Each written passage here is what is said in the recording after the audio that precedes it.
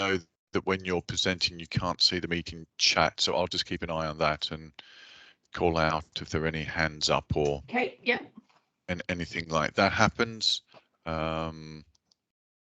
got a few people online, and I'm sure that people will jump in as we come along. So good morning, everybody, and welcome to this presentation on GDPR. This is on behalf of the Old Oak and Parkwell Development Corporation's business program and delivered to you by Branduin, who are working with the local authority to deliver this series of webinars and one-to-one support for businesses. Jo Buanti is here to talk about GDPR. She's an expert in the subject and will be able to give you insight into what's needed to make your business compliant. It is a increasingly important part of your business processes.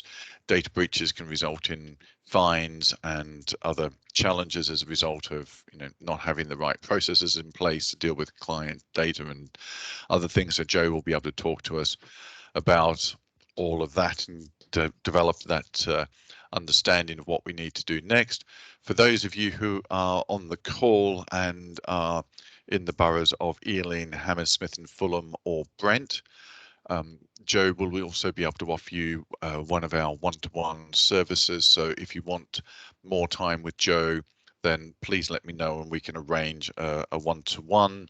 This is obviously on the proviso that if you are part of those boroughs and you haven't consumed your allocation of hours for the OPDC one-to-one sessions, that is available to you. So if you do want a session with Jo to talk about this in more detail and answer questions that are specific to your business, that opportunity is available. If during the presentation from Jo you have any questions or want to sort of discuss some topics, put your hand up or pop something in the chat and I will make sure that Jo directs that. So Jo, welcome. Thanks for being here to illuminate us on how GDPR works, and it's over to you for the presentation. Hi everyone, I'll just get my slides up. Bear with me a moment while we get all of ready. Can you see that, Tony? Just no, I've got a black screen at the moment, Jo. Oh, there we go. Yep, can see that now. Have you got it now? It came up and must have been a bit of a delay. If you'd want to share it again. Okay, let's go back to that. Yep. So now I can see that you. Now? Yep. Almost. Okay. It's a bit pixelated for me. Oh, there we go. Yep, brilliant. Perfect, Jo. Okay, Jo, off you go. Over to you.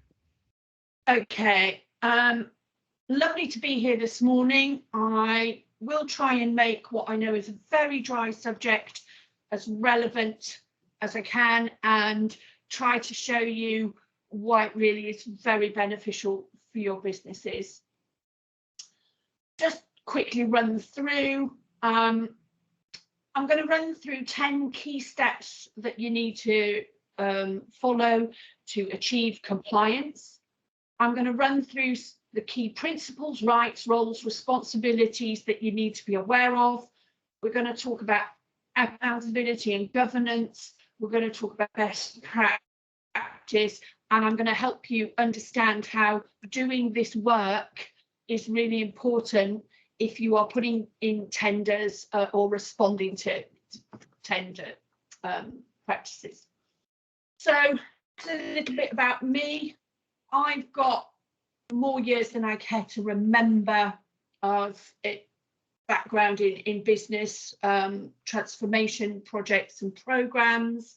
I'm an FSB member, and listed here are some of the organisations that I've worked for.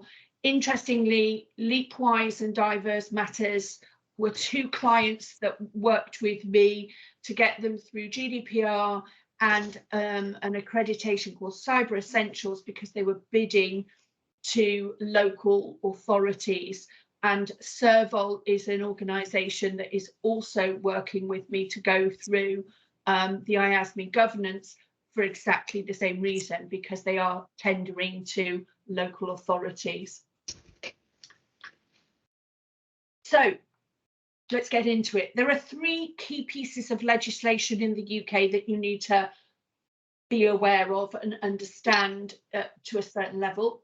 There's the UK GDPR, there's the Data Protection Act 2018, and there is the Privacy and Electronic Communications Regulations.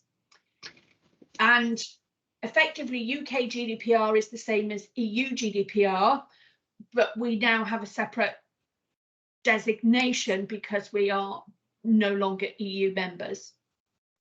Additionally, if you are trading in Europe, you do need to be aware of EU GDPR.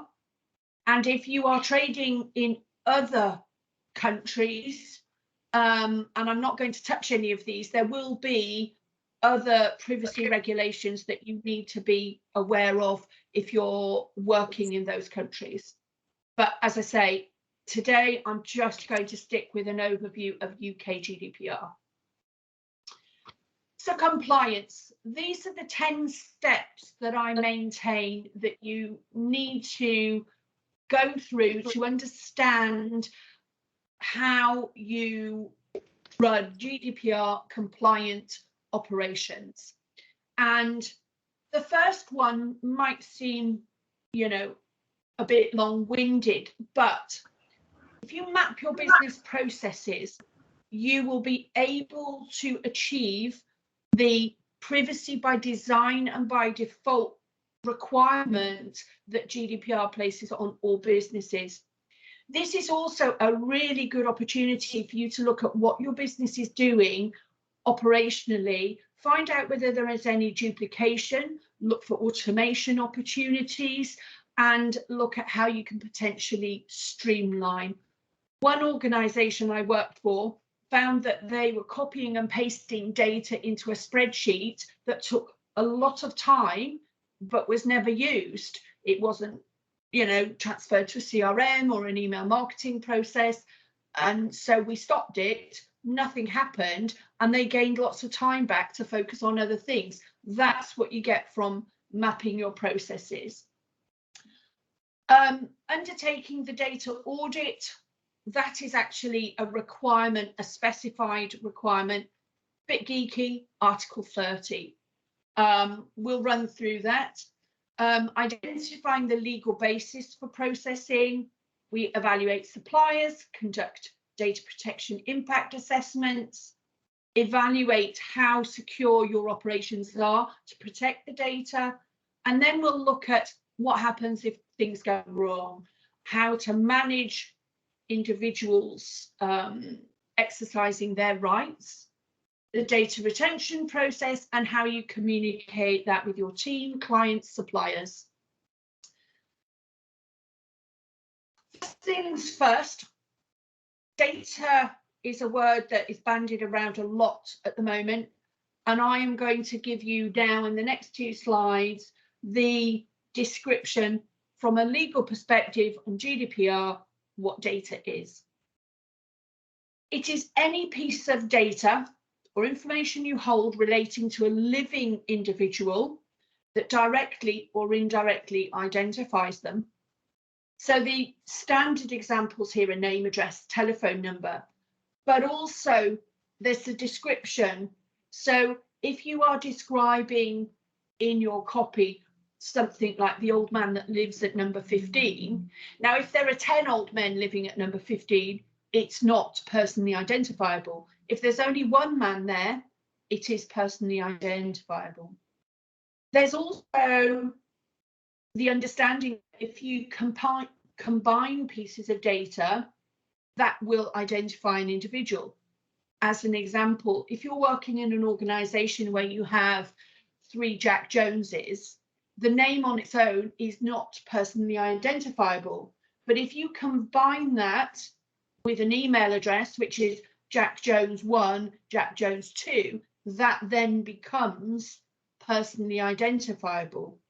So you need to think about how you are managing the personal data. And we will run through that.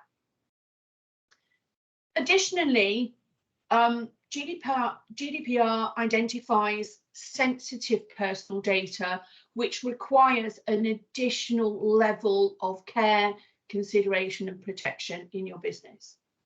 And so if you are collecting any of these types of data, you need to think really carefully about how you're doing that, who has access to it, and those kinds of things. Processing. From a GDPR perspective, processing is filling in forms, it's writing client notes, it's video, it's photos, it's emailing named individuals, it's automated decision making, it's storing content in databases, it's transferring data between technical systems, possibly using something like Zapier, possibly using CSV files, all of those kinds of things. And it is also sharing data between business locations. So that could be with your office and your home, your office and staff working in their homes, or it could be between you and suppliers.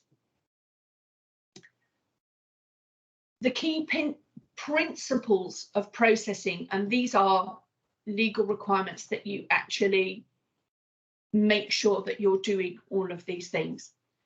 You should be processing data lawfully, fairly, and in a transparent manner.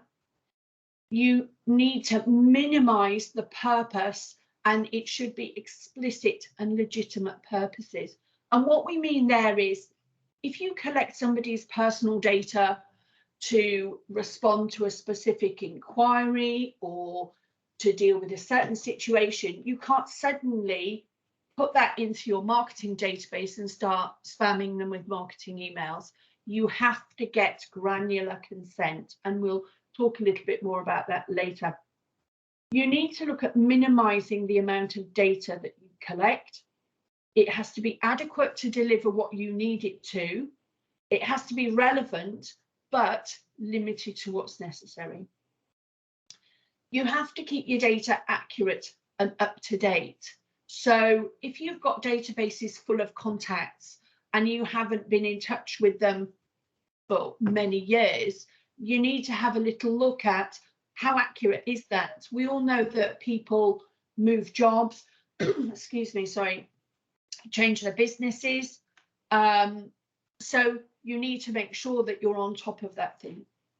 You need to think about your data retention and how long you are keeping the data. There is a responsibility on you that you keep data for no longer than is absolutely necessary. The caveat here is that there will be retention periods that you need to comply with in order to meet other legal obligations. You need to ensure appropriate security of personal data. And a key principle that was introduced in GDPR, which didn't exist in previous legislation, is the requirement for you to be accountable. You have to be able to show how you are doing all of these things. So the legal basis for processing, consent, where you get explicit, specific, granular consent for a single purpose to store and process data. It may be that you have to have the data in order to deliver a contract or to complete specific steps as part of the bid process. You have a legal obligation. So things like you have to store data in order to comply with the Finance Act, which deals with your tax, HMRC, and Companies Act, and the Companies Act. Vital interests. This is particularly relevant if you employ staff and you have details on any health conditions, which under normal circumstances are private. But if an accident happens at work, under vital interests, you are allowed to share that data in order to tell the paramedics or doctors or whoever's looking after them that there is this issue. Public task. This is only ever going to be a legal basis if you are a local authority, National Health Service, the police, or something like that. Legitimate interests. The most commonly used sort of legal basis in marketing, but it does come with additional requirements about how you justify what is, excuse me, legitimate interests. And there are additional assessments that you need to do in order to justify that legal basis.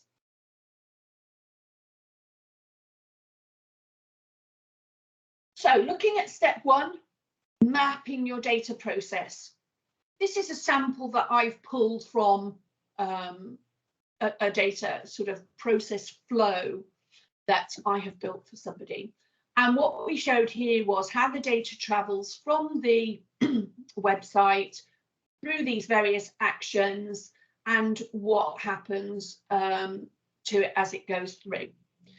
So as I said, that the benefits of mapping the business processes are that you will understand your data flow through your business, which is essential, and we'll talk about why it becomes essential a bit later, but it's about how you can comply with some of the requirements.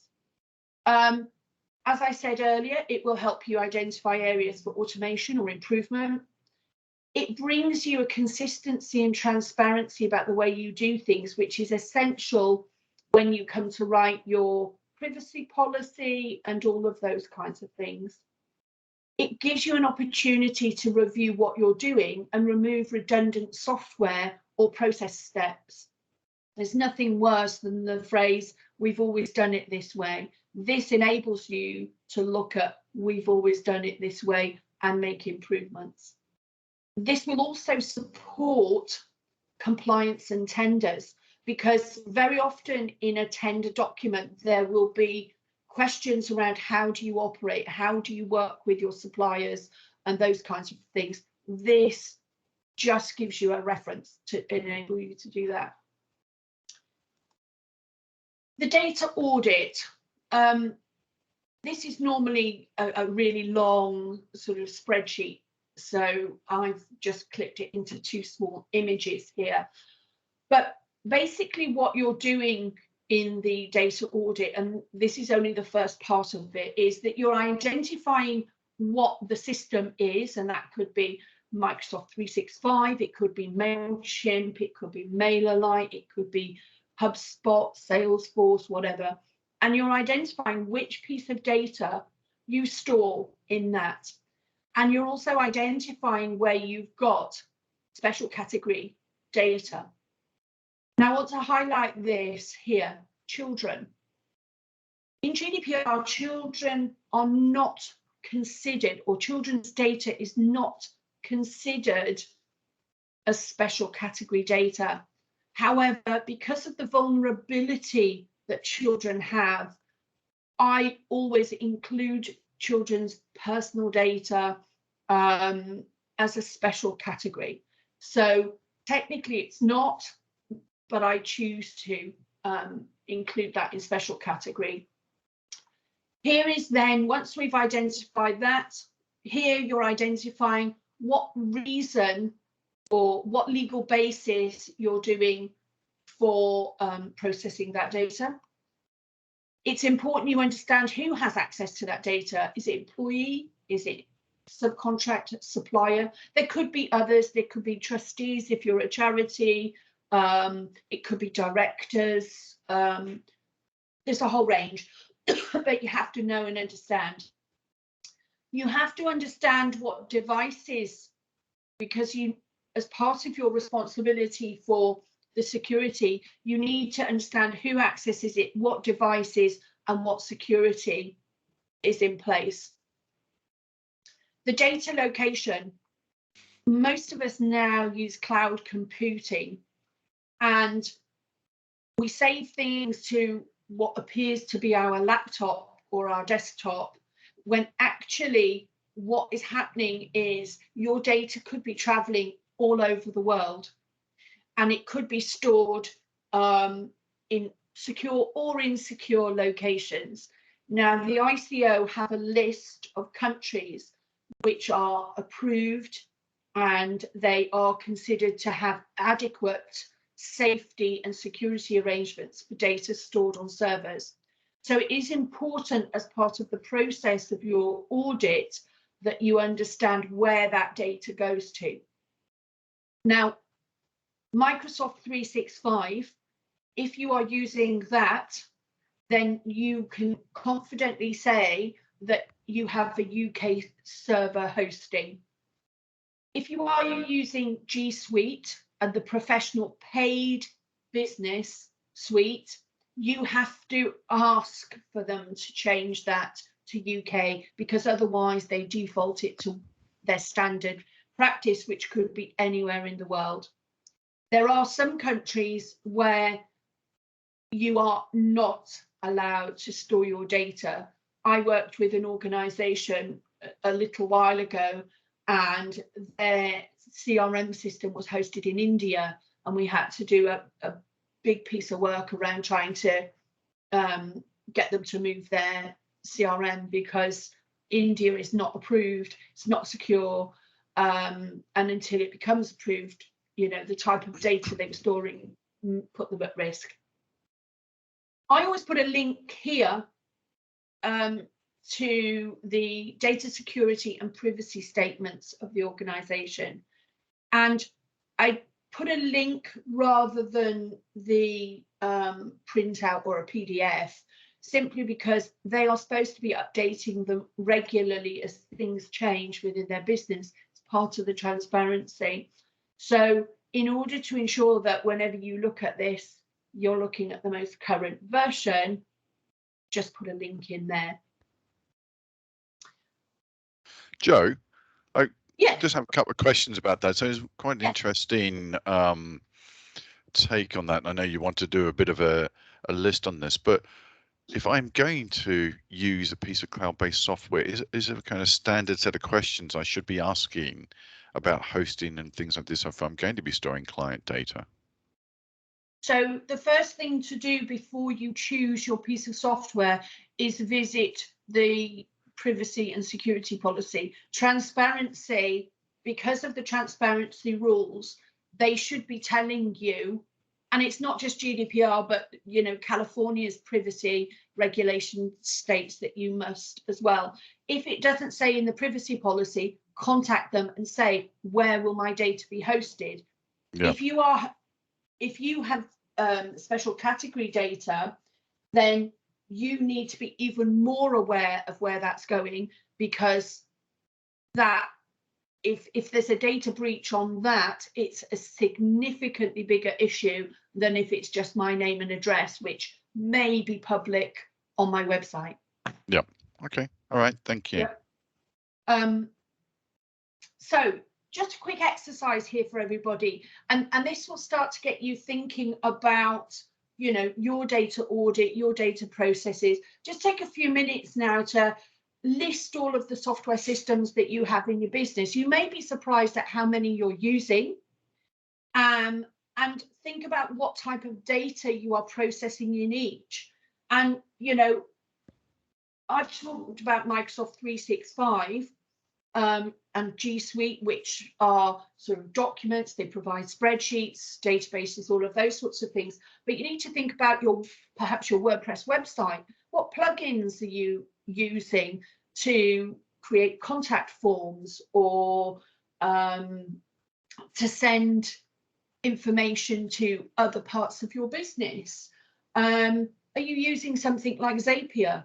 Are you using something like HubSpot or Salesforce or Capsule as a CRM system? Are you using Monday or ClickUp as project management tools?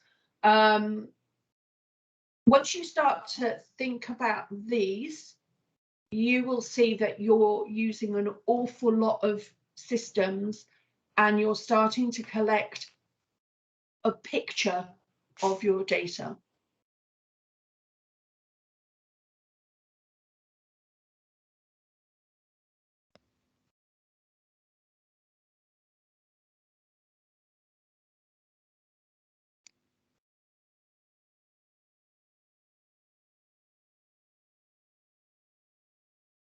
as a question on that as well, Joe. I use my accountant's portal for submitting Okay. financial data and things like this. Where Yeah. the onus then for the GDPR alignment would lie with the accountant and their application, wouldn't it? No, it still lies with you. Still lies with me. Okay. So on the next slide, you'll understand why I say that. But Yeah. essentially, he is a supplier of a service to you.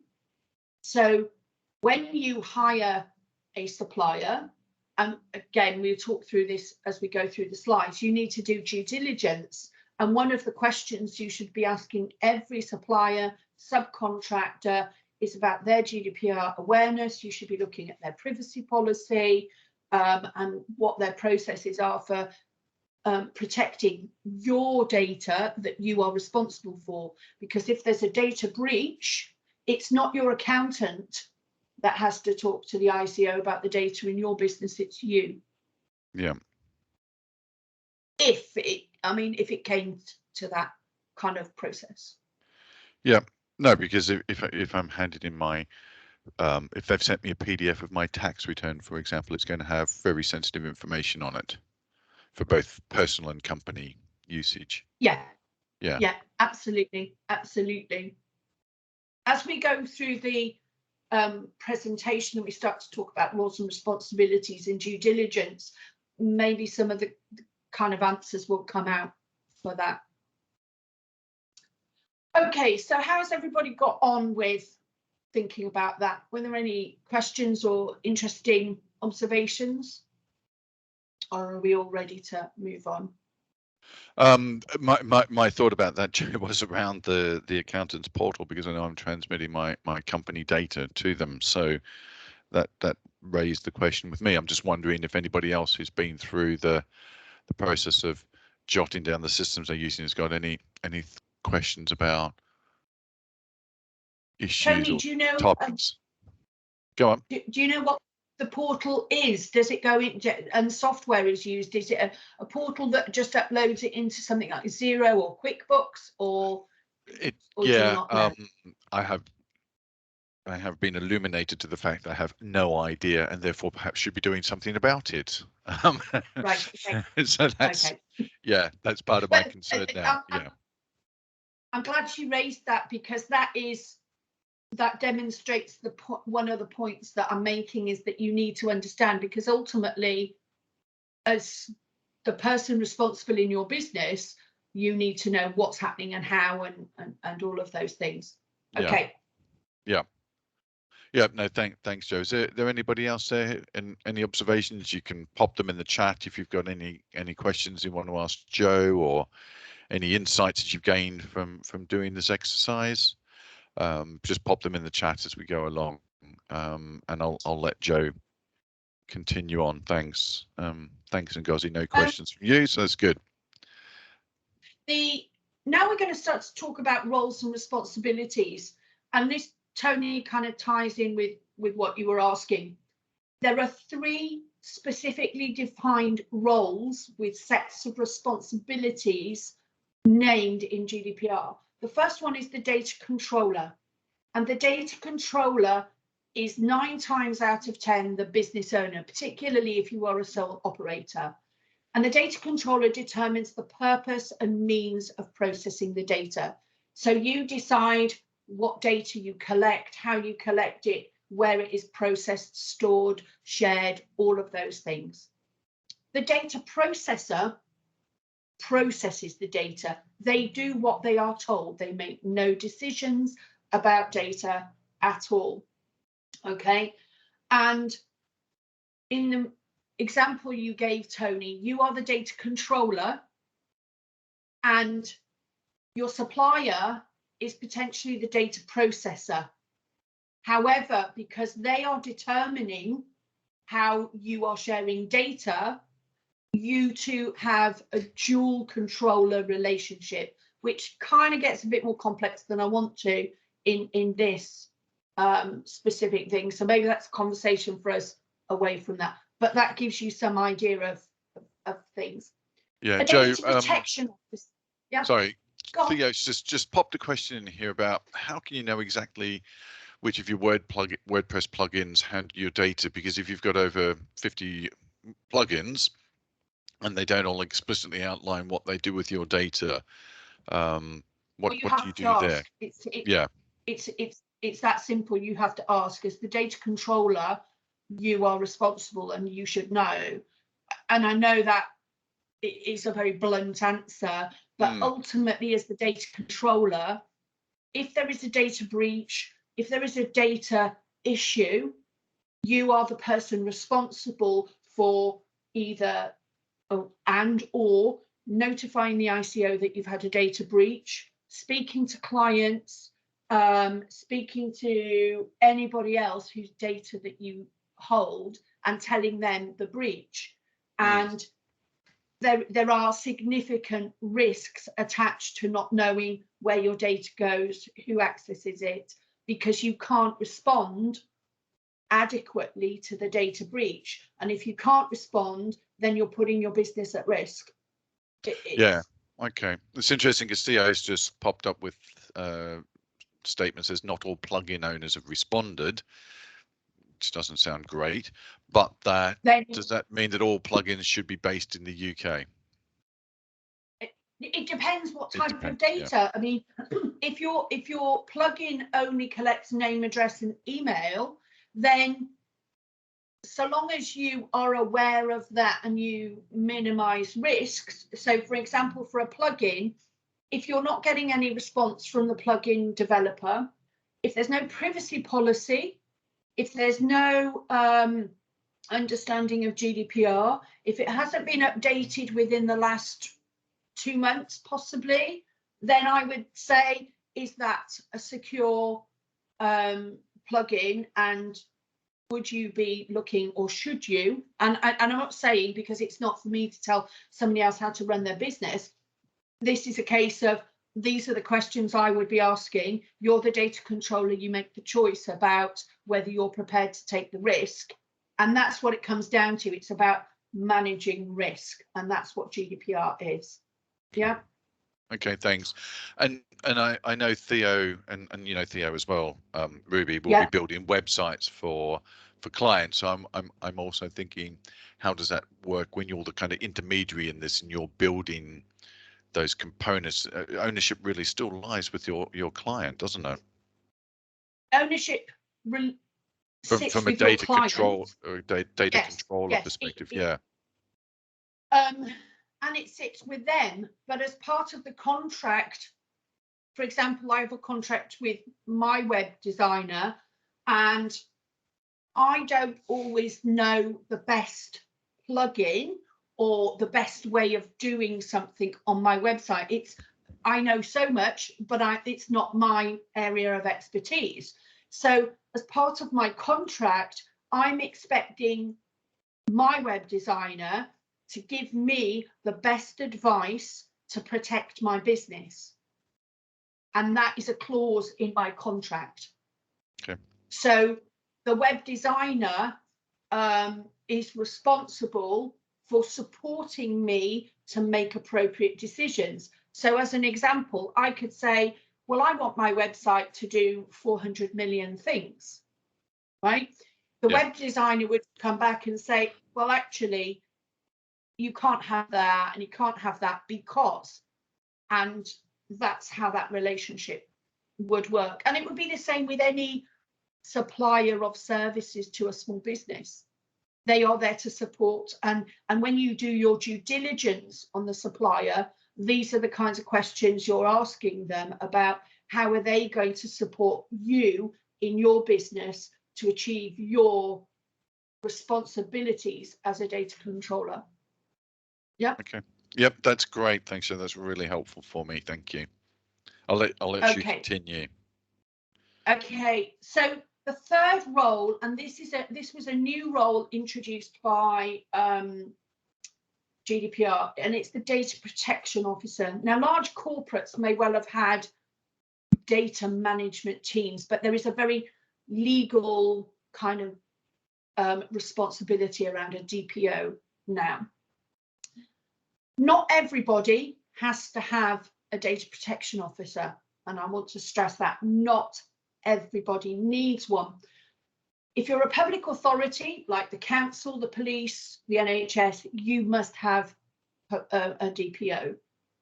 If your organisation does large-scale systematic online tracking of behaviour, then you must have a DPO. If you are processing large volumes of special categories of data, or if you are dealing with very sensitive data and there's a lot of sharing going on, I would say that you need a data protection officer. The DPO must be a senior person in your organisation, have a direct report to the senior team, the business owner. And you don't necessarily have to employ these people full time, but they could be named individuals that just give you a virtual service. Okay, so this ties in with the question around Theo, what Theo raised. As a data controller, you have the responsibility for making sure that the data in your business is secure and it is managed by any supplier in a safe and secure way. So you need to have good due diligence processes in order to help you get the right supplier. And here are some, not necessarily all, but here are some of the ways that you would look at a supplier and decide whether they are competent and whether you are confident enough in their services to support your business and protect your organization's data. So the first one is organizational. Do they have insurance? Is it professional indemnity? Directors and officers? Do they have documented policies? Do they have governance frameworks? Do they do staff training? One thing I didn't put on there is if they don't have staff, are they outsourcing? Are they getting freelancers in? Where are they based? How are they protecting data transferred to freelancers? All of these questions have to be thought about. Processing. Do they have data protection policies, processes, management frameworks?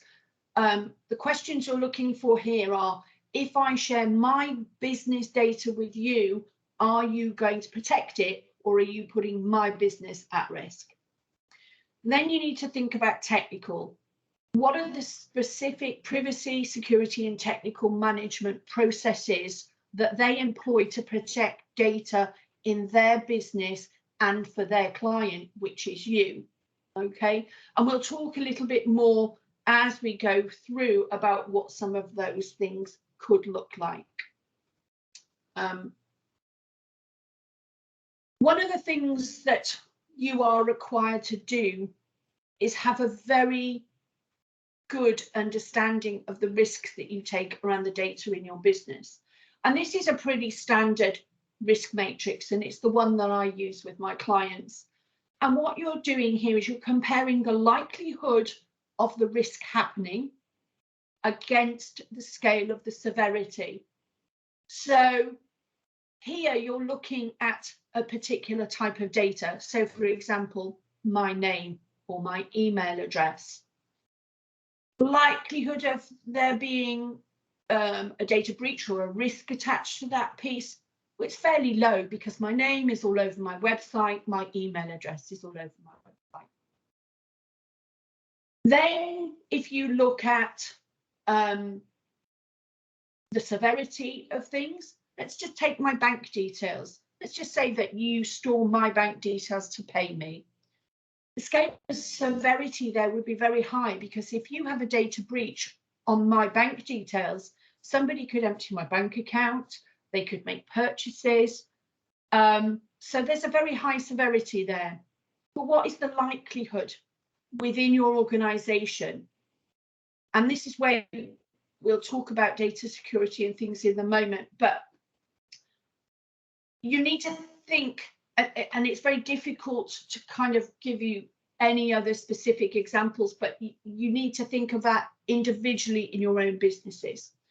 So generally speaking, you need to do a DPIA, which is a data protection impact assessment, before you implement new technology.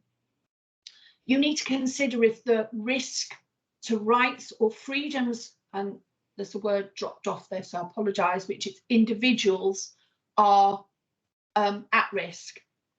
Required if you are processing large volumes of data via evaluation and profiling. The obvious one to suggest to you there is, if you are conducting anything along the lines of, let's say, the Tesco Club Card, the Nectar Card, if you're using AI in any way, shape or form in your organisation, you have to do a DPIA. But it doesn't have to be the volume of the Tesco Club Card. I want to stress that. It could be large volumes for your small business. Okay. If you are processing special category data in any way, shape or form, you must do a data protection impact assessment. And if you are using CCTV. So now let's start to look at how we can put in place some very quick and dirty data security fixes that minimize. They don't ever guarantee that they will stop every risk, but they do minimize the risks. So first things first is the due diligence on your tech systems. Read up. I know it's dull, but it has to be done. Look at the privacy policy. Does it tell you in there anything about their understanding of GDPR? It should tell you where they send the data that you store on them. It should give you some information about the types of security mechanisms that they've got in place. Look for things like ISO 27001, which is an internationally recognized safety and security standard for data and tech. Multi-factor authentication, which is where you have usually a little widget on your phone, or you'll very often find that nowadays they'll send you a text message with a 6-digit number that you enter into your software to gain access to it. Strong passwords and user password manager. It's really important that you think carefully about your passwords. Do not use the same password for every single piece of software. Make sure you're using a mix of capitals, symbols, numbers, uppercase, lowercase, and I usually use 15 characters in my passwords. Another alternative is that you can use like a passphrase. So you can do things like the sly brown fox, or another tactic I've read of being recommended is 2 or 3 different words. So you could have fox, apple, desk, and change some of those letters. So for example, change an E for a 3 or something like that. But that's a randomization of words that are very difficult then to break by a hacker. The password manager I use is LastPass. There are others like Dashlane, 1Password. Use one of those, A, because they'll help you generate it, and B, because they will help you remember the multitude of passwords. And on passwords, I know that Google offers to store your passwords in the browser. That is the easiest way for a hacker to get hold of your password and access anything. So avoid that at all costs. Make sure you have a professional backup. Don't use free backup. Make sure you pay for it. I personally use an employer managed IT provider. He provides professional backup, support, all of those things, and helps me protect the data in my business. This one is an interesting one, and we're all working from home these days because of COVID, or, you know, I know we're drifting back, but as small businesses who possibly work from home, I would ask you, did you change the master password on the home router that Virgin or TalkTalk or BT sent you? If not, do it now. That is a master password, and it is very, very easy to hack through. And then somebody can get into your router and they can have access to all sorts of different things. If you're not sure how to do that, just get in touch with your broadband provider and have the conversation and get them to help you. Exercise caution working in public areas. We co-work. Some of us might work in the cafe, the gym, a co-work hub, but be very, very careful about working in these public areas, and think about the type of work that you do in a public area. Somebody could look over your shoulder and take a picture of what's on your screen. If you're using public Wi-Fi, it may or may not be 100% secure. So you need to think about these things when you do this. Employing a managed IT provider, it might feel quite expensive to hire an IT provider, but it's a damn sight cheaper than some of the fines that are dished out for data breaches, and it's a damn sight cheaper than losing your business reputation if you have to tell your entire client base that their credit card information has just been breached. So there's a balance, and again, it's a risk management question, and it will be very different for different businesses. Okay. So another quick exercise. I want you to have a few minutes to think about the risks to data in your business. Think about suppliers, think about the way you work, think about maybe your passwords, the type of data that you are using, storing, processing, and what action can you take or are you taking to mitigate those risks. So just take a few minutes to have a think about that and make some notes about what's going on in your business. And if you've got any questions, just shout out.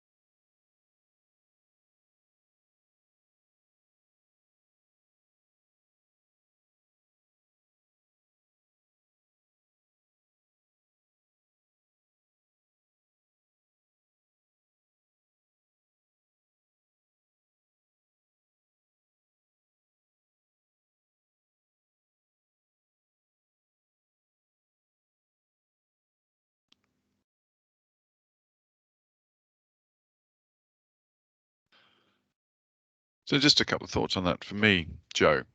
The I don't use Wi-Fi hotspots in cafes and restaurants and things like this. You know, if they're saying, okay, here's the Wi-Fi. Jessica's asking what type of things can be classified as a data risk.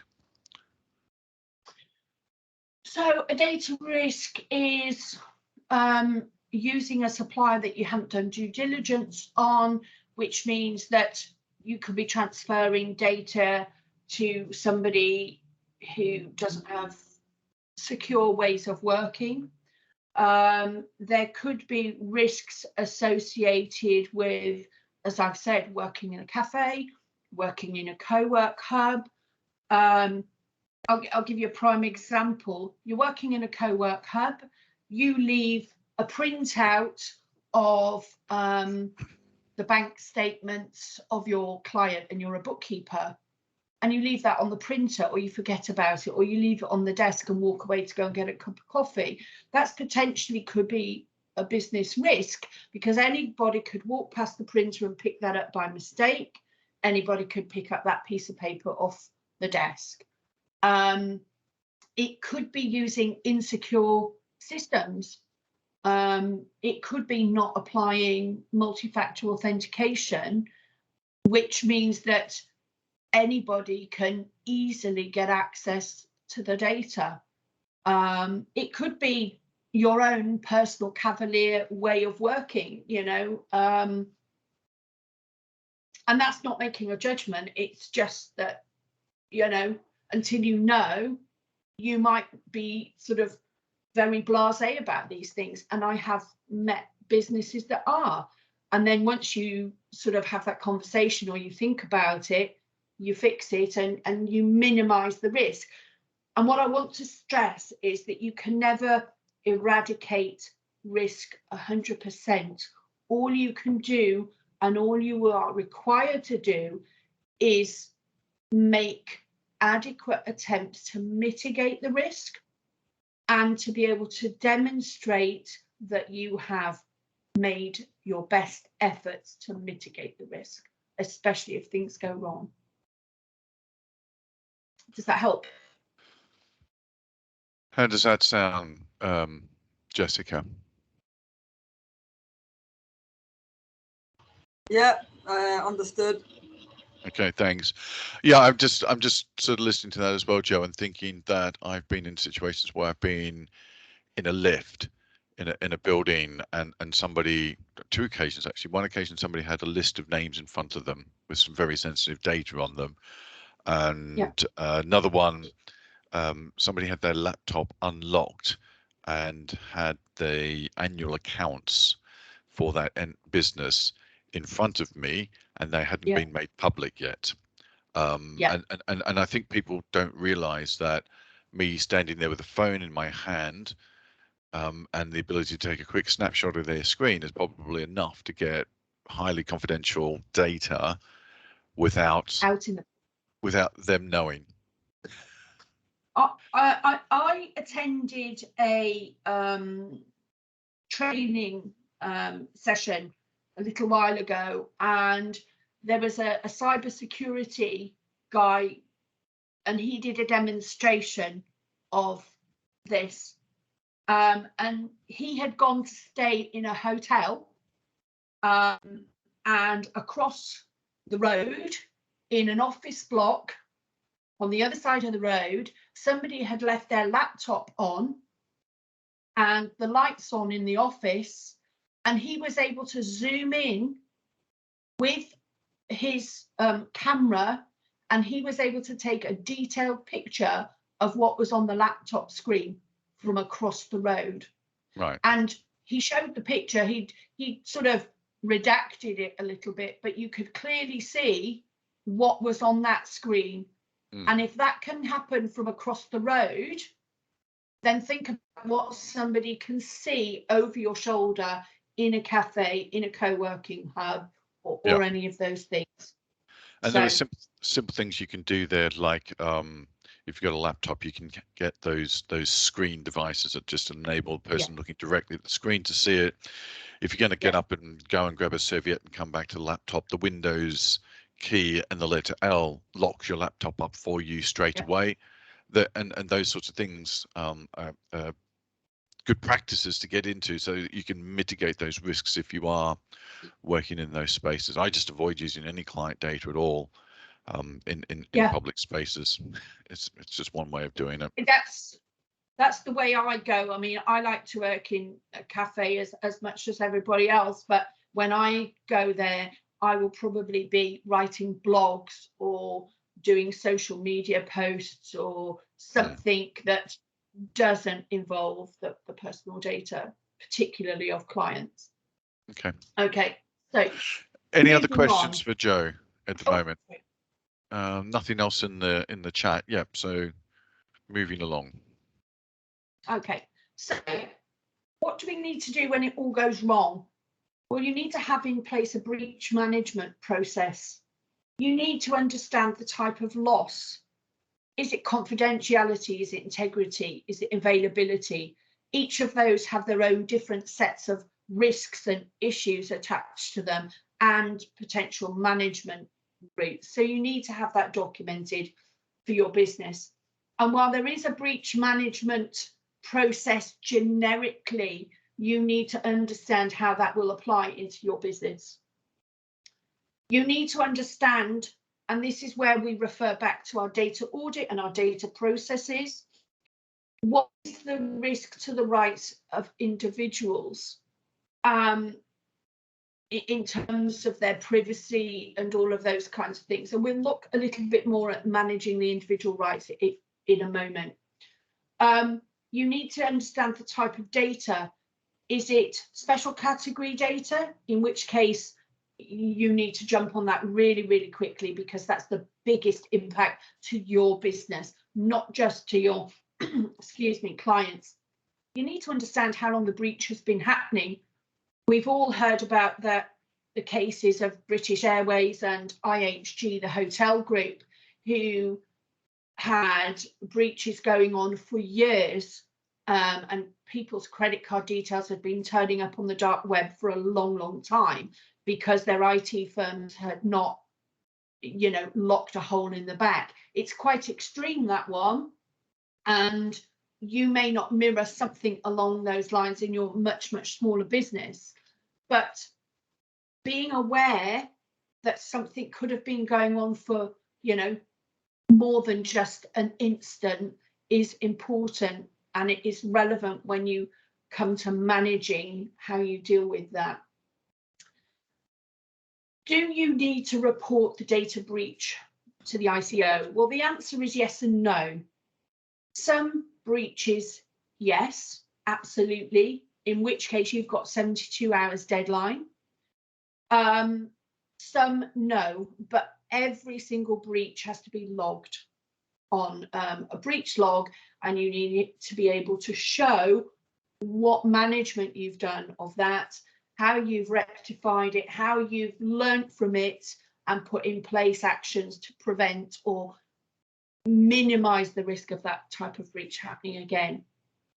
In terms of how you decide what to report and what not, the most common type of data breach is pressing the reply all button and sending confidential information to 4 or 5 people instead of just one. That's embarrassing, and we've all done it, but it may not necessarily need to be reported to the ICO. If you've got a breach of credit card details, if you've got a breach of special category, then you need to report that, I would suggest, depending on the impact of that. So it varies from business to business is the answer. And do I need to notify the individuals? Well, again, this is very kind of what if, and you need to understand these scenarios and have them documented in your breach management process. If you've got a breach of the credit card details, absolutely, you're going to have to notify all the individuals, because they're going to need to stop their cards. They're going to need to check with their bank whether there's been any erroneous transactions, those kinds of things. If you've pressed reply all and the only thing you've breached is somebody's name and email address, no, you don't. 2 quite extreme ones. There may be flavors of those in between, and there might be something more significant as well. But those are 2 kind of quick and easy examples to help you frame it in your mind. Individual rights. So as individuals, and this is important for you to know as an individual, not just as a business owner, you have all of these rights here, and you can exercise them with organisations who process your personal data, as well as you understanding that people working with you have these rights. So people have the right to be informed, and that is transparency about how you collect and process data. You have the right of access. So you can at any point raise a subject access request. And again, this is why you have to have the data audit, because if you have the subject access request, you have to provide all data held about the individual. That's emails, it's CRM entries, it's possibly finance entries if that's relevant. It could be any other form of communication, any forms. If you are employing them, it's their full employment record. Anything. If one of the ones that I worked with recently was an organisation that had a chat forum, and we had to find a way of being able to export every single chat relating to that individual, because you are storing and processing data about an individual. Okay. They have then the right to rectification, and what can happen is that somebody can raise the subject access request and they can say to you, I want to see all the data that you hold on me. Once they've had that data, they have the right to come back to you and say, this data you're holding here is incomplete, it's inaccurate, I need you to put it right. They can also come back to you and say, I want all of my personal data deleted from your systems, and you have to comply with that. The caveat here is there is some data that you have to retain in your business to enable you to comply with other pieces of regulation, which are more important in the hierarchy. So the Finance Act, and I think that's 1980, Finance Act 1980 states what data you must keep in order to comply with HMRC's requirements to audit you and to look at your accounts up to 7 years. So if you have personal data about an individual that comes under the Finance Act, you can say to them, I can delete your CRM entries, I can delete this data, but this data I cannot delete because I am required by the Finance Act to hold that for 7 years, at which point it will be deleted. You as an individual and your clients or your prospects have the right to restrict processing. So if you have collected a set of data on individuals and they've looked at it and they've said, okay, I will allow you to retain this data in your CRM system, but you are not to use it for marketing purposes, then you have to stop. Now that's usually done via the unsubscribing email marketing. But if you are using somebody's photograph in flyers on your website, they can come back to you and say, stop using my photo, which means you have to get rid of the flyers, you have to change the image on the website. They have the right to data portability, full data portability. So the data that you process on an individual, if they require moving to, for example, from one IT provider to another IT provider, they have to be able to extract all of that data from you in such a format that it can be transferred to the new provider without any restriction. Okay. They have the right to object to the way you use their data. And all of these you can see are related in that you've got to inform them. Then from the right of access, they can look at the data and then come back to you and say, I don't like the way you're doing that, you have to stop. They have specific rights related to automated decision making. So if you are doing any profiling in your business at all, if you're doing any automation of processes where you make decisions about an individual without human intervention, or you are using AI or anything similar to that, then you need to make that very clear. And individuals have the right to stop that process. Now, how do you notify people? How do you be transparent? It's your privacy policy. And so I'm going to make a very controversial statement here, but I'm going to tell you not to buy privacy policies off the internet.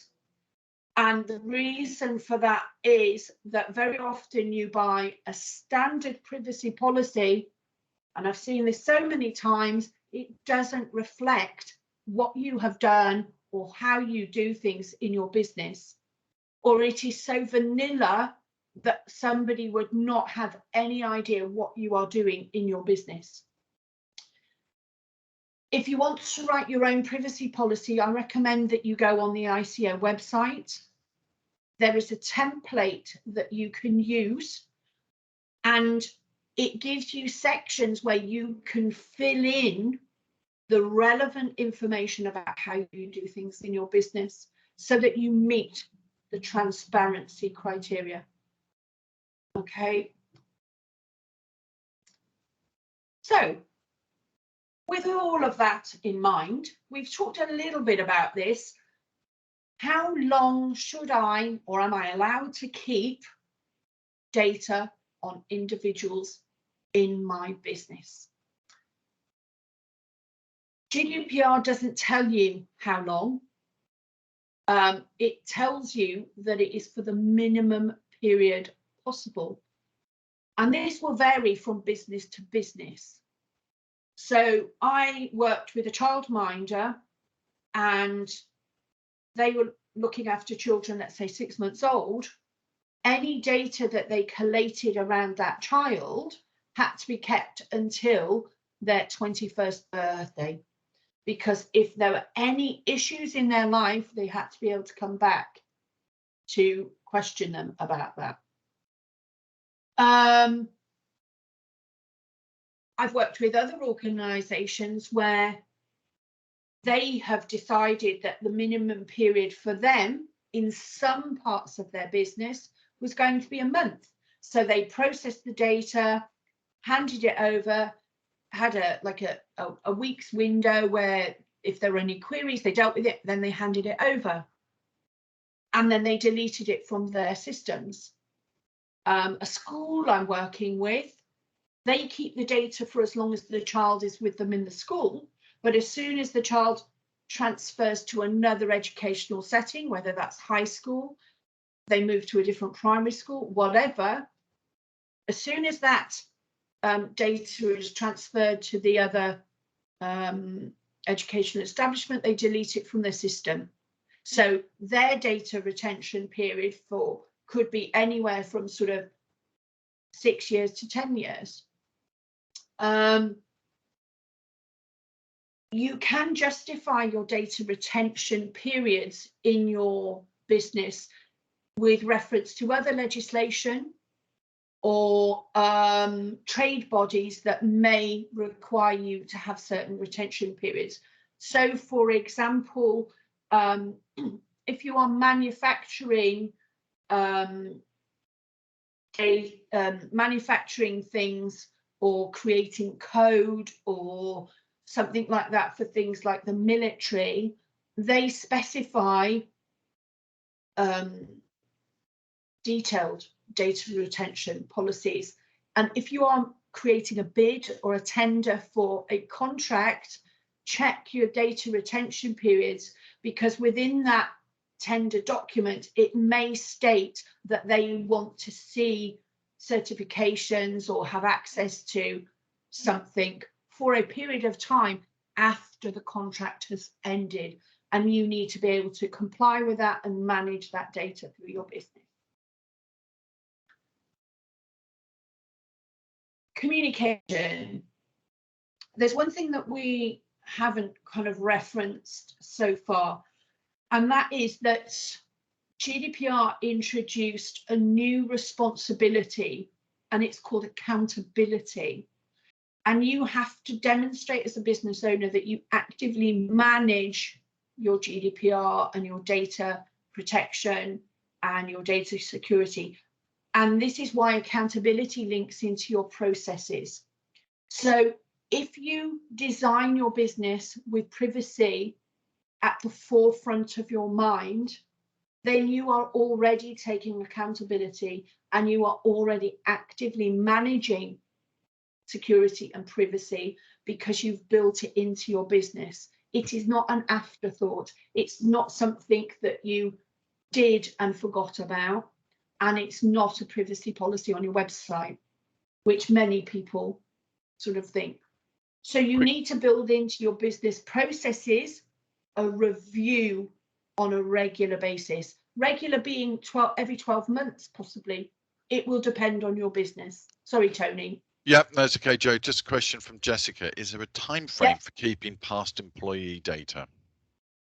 Yes, there is. And off the top of my head, I can't remember.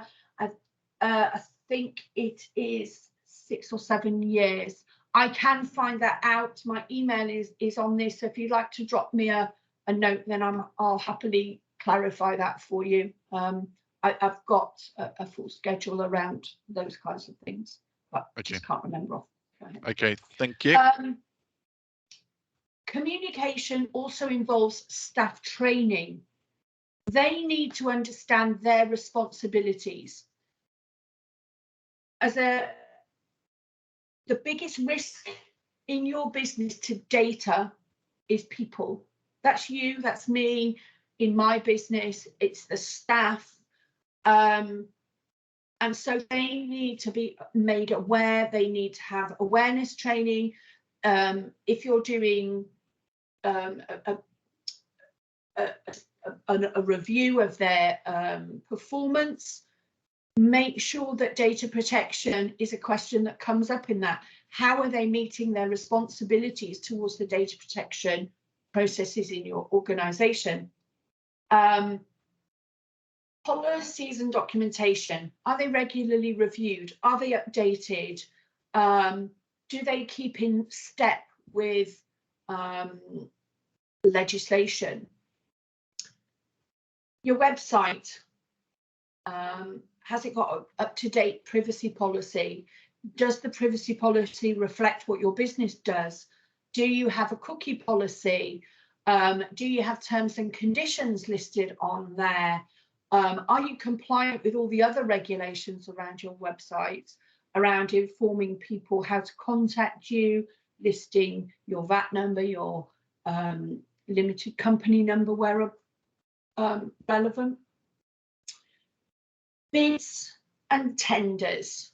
Very often, and having done a couple of sort of bid and tender processes with organisations, they do ask for copies of policies, information on processes and procedures. So it is important, particularly if you are contracting or trying to contract with local authorities or public sector organisations. Increasingly, larger private sector organisations. So, for example, if you think of the tier 1 organisations at places like Heathrow, who then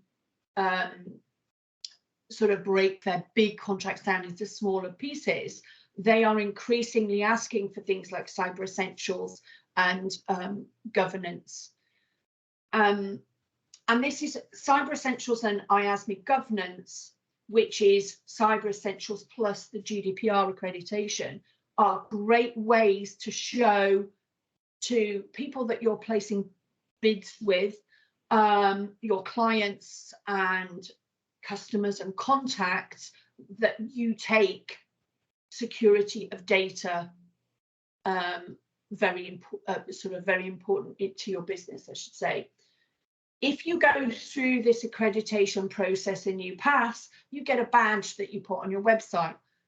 Now that might sound a bit kind of naff, but it is really important when people are doing their due diligence on you as a supplier of services or products, that they can see, right, Cyber Essentials, we know that they are achieving a minimum standard.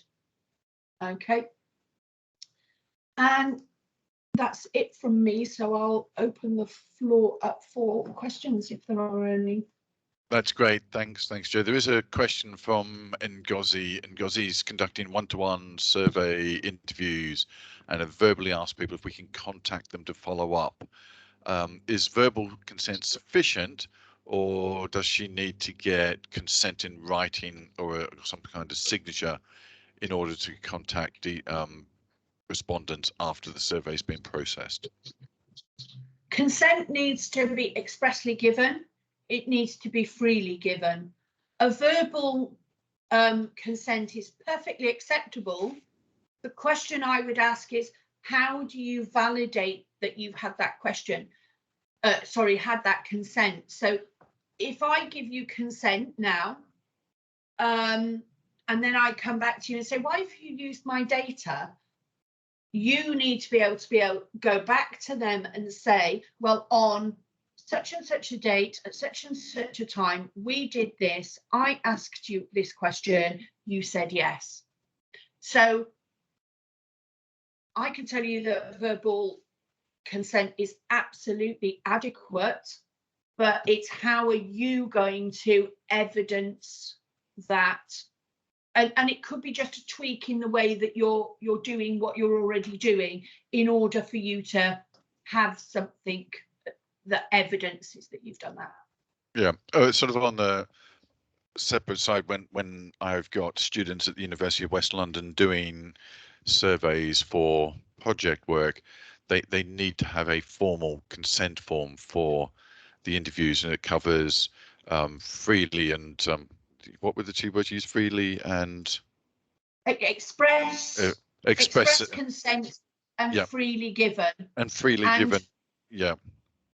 The other thing that I would say about doing surveys is, and you've probably already got this covered, is one of the ways to reassure people that are doing surveys that consenting to give you data is the right thing to do, is be very clear on what is this survey doing, what data are we collecting, how long are you going to keep it, you know, why, where, who's going to see it. And then we didn't kind of cover it in here, but think about how would you protect the privacy of the individual when you're collating all of these results and then potentially sharing it with other people. Yeah, normally our surveys are gathered with anonymous information. So some students recently were doing a survey for businesses based in the Mole Valley, and the question was, you know, what's your nearest major town? So Dorking being one of them. You know, like, are you 5 miles, 10 miles from there? So, you know, 150,000 businesses. You can't really pin that down to someone particularly. Yeah. But the other thing we do have on our forms is the participants have the right to withdraw their consent at any time as well. That's made clear to them at that point, that it's freely given, but you have the right to withdraw at any point. Okay, thanks, Joe. There's another question from Jessica about staff pictures. Are you able to use staff pictures? Do you need consent to use staff pictures if they've willingly participated in the taking of the photos? Yes, you still need consent.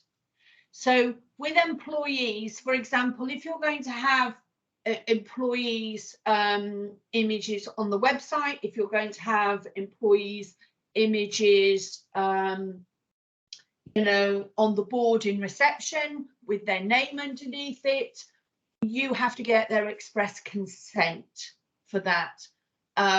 If you are going to do things like reference checks on them, you need to have an express consent for that. Yeah, and they can withdraw that at any reason.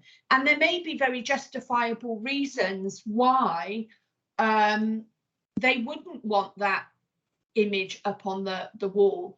I worked with an organisation dealing with domestic violence, and they had no images of staff or volunteers anywhere on public show, so that if any angry partner turned up in reception, he couldn't see names of people to try and stalk them on the internet and all of those kinds of things.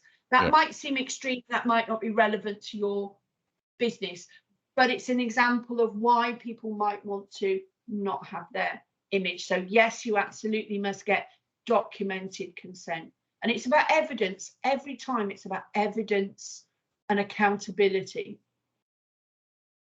Great.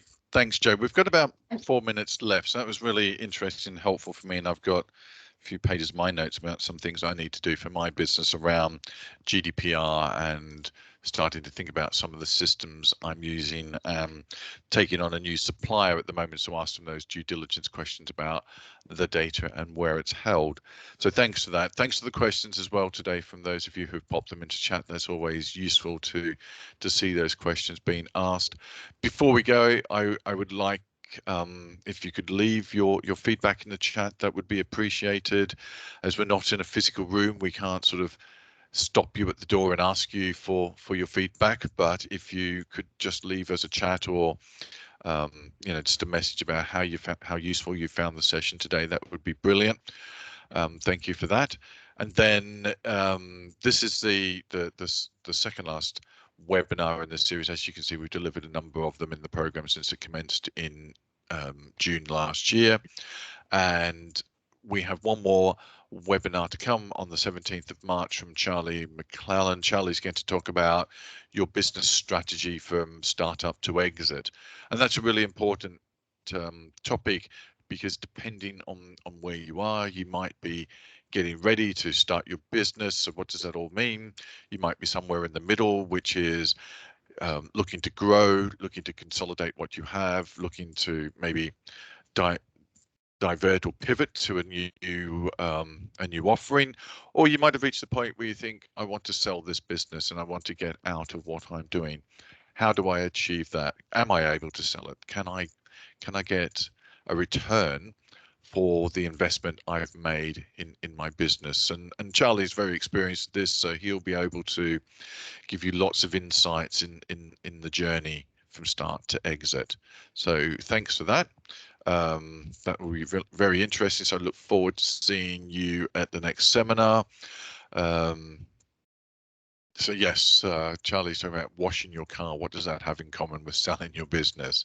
And I'll leave that image with you to think about. Thanks, Gary. Good refresher, GDPR, and some important points about third-party software suppliers. Thanks for that.